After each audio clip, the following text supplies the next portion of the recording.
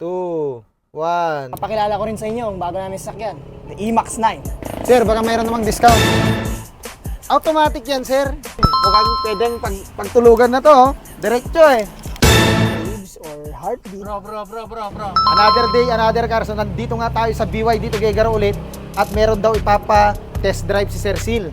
Hello sir, good morning. Welcome back to BYD. Oo, sir. Sir, ito na ba yung papa-test drive mo sa amin? Hindi lang test drive sir, papakilala ko rin sa inyo ang bago namin sasakyan, the E-Max 9. Wow! Ano naman ang maganda dito, sir, sa E-Max 9 natin? So sir, itong E-Max 9, para kasi siyang executive class na van. Wow! Yan, sir. Sa loob pa lang sir. Interior. Yun, oh. Wow! Yan, sir. Ang ganda! Dual captain seats. And then, capable siya ng massage chair. May pangmasahe to, sir. Yes sir. At hindi lang yan sir. Meron din yang rep sa loob. May ref na sa loob. Sige, sir, tignan nga natin. Tara. So sir, come in. Ang interior ng E-Max 9 Premium na. Ang ganda! Sir Sil, ano naman ang maganda dito sa loob ng E-Max natin? Sir, kung mapapansin mo yung space natin at lalong-lalo na yung upuan natin. Ang ganda nga ng upuan, sir. Parang nasa...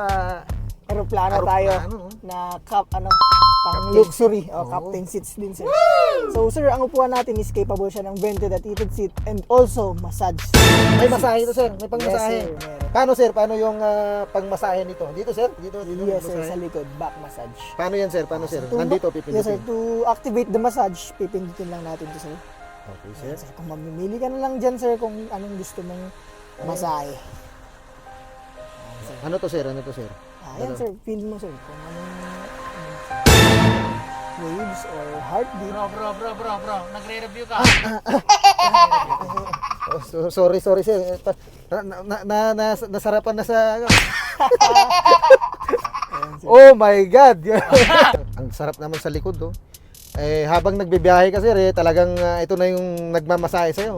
Hindi ka na mapapagod magbiyahe nito. Yes sir, tsaka kung nilalamig ka sir, hindi ka nalalapit sa harap para i-adjust. Oo. Nandito na lang sa mga pintuan Ay, nandito na rin. Ay, oo. Adjustment and fan speed. Oh. Ito, sir, pwede magkaiba yung temperature nito dyan. Yes sir, magkaiba. So, Independent tayo sir. Dual aircon system po. Oh, iba rin yung nasa harap, sir. Yes sir, iba rin. po nasa harap. Ang ganda naman talaga nito. Talagang yung technology ng BYD, talagang napaka-advanced. Akala mo nasa 2050 na tayo. 2050. Kulang na lang, lulutang na yung sasakyan. Kaya nga, sir, kaya nga. Oh, ganda, oh. Ano pang meron dito, sir? Kasi ako, sir, mahilig uminom ng, alam mo yung mga beer na intense. Sir, ayos na ayos yun sa biyahe sir. Kasi Oo. meron siyang built-in fridge sa loob ng sasakyan sir. May freezer to, sir. Yes sir, refrigerator. Yan. Oh, wow, yan pala. Yung, ang ganda naman. So, dyan natin ilalagay, sir.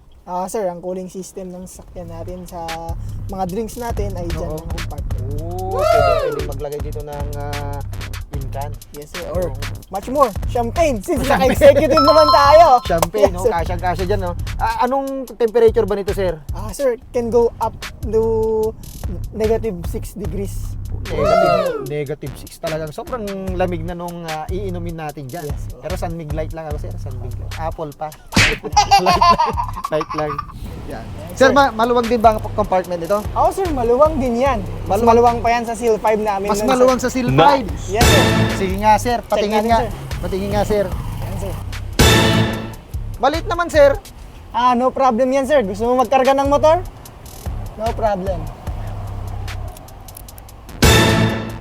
Automatic yan, sir. Sir. Hindi mo na inawakan. Magmamagic yung upuan sir, mawawala. Ganon. May magic.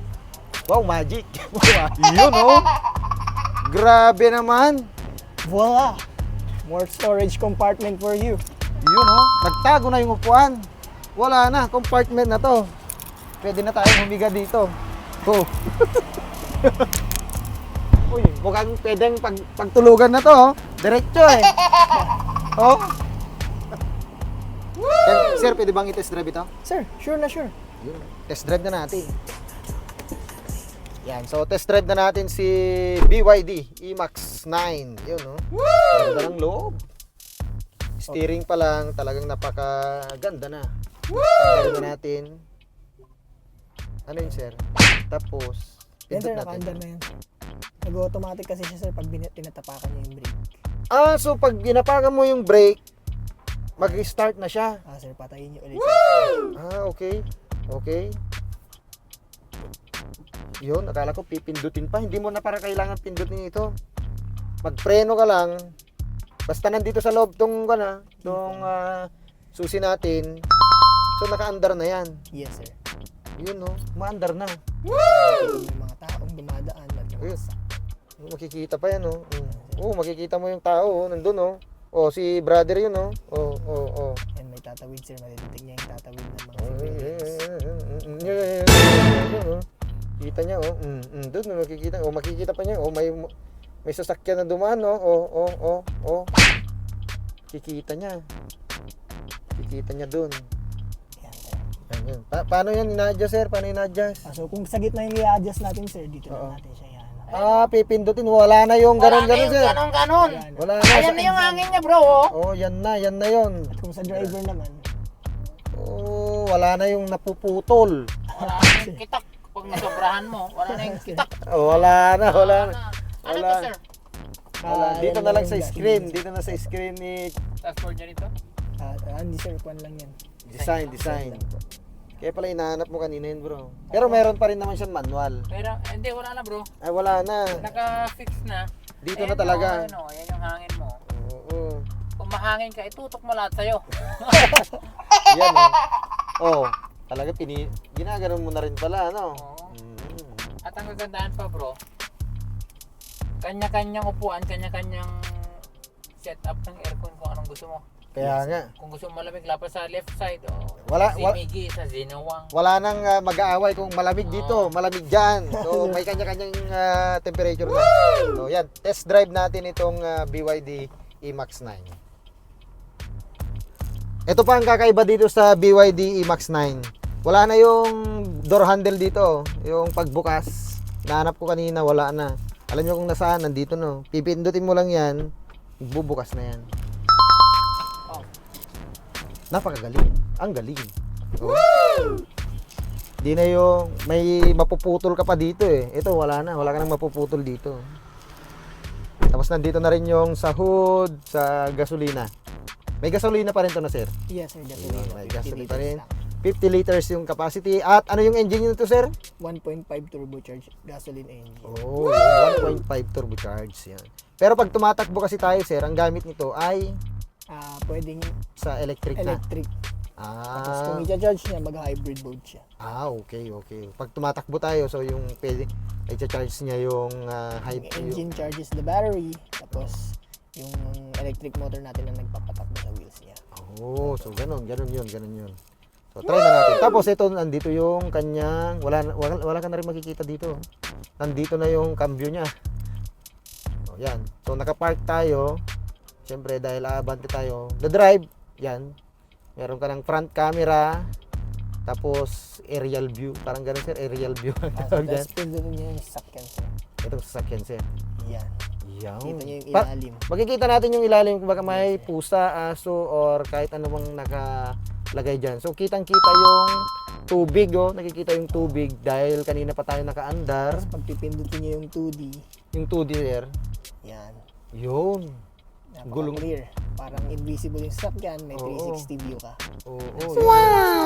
Parang sa GTA lang. Oh. Oo nga. Ewan ko na lang kung may magugulungan ka pang animals dyan, no? Saka pati, nakikita mo, kahit di ka na tumingin dito sa screen. Dito sa windshield mo. Dito, sa monitor ka na lang tumingin, makikita mo na, oh. Grabe mo. Siyempre, tetestingin na naman natin dito yung top speed ni E-Max 9. 9 seconds, 0 to 100, 9 seconds. So, susubukan natin kung kayang-kaya niya kasi medyo malaki na to na sasakyan. Pero, siyempre, hindi naman pang karera. So, try lang natin kung malakas ba sa hatakan. Siyempre, kung pang pamilya ito, kailangan kayang-kaya din yung hatakin. So, try natin. Okay. In 3, 2, 1, go! Talaga naman.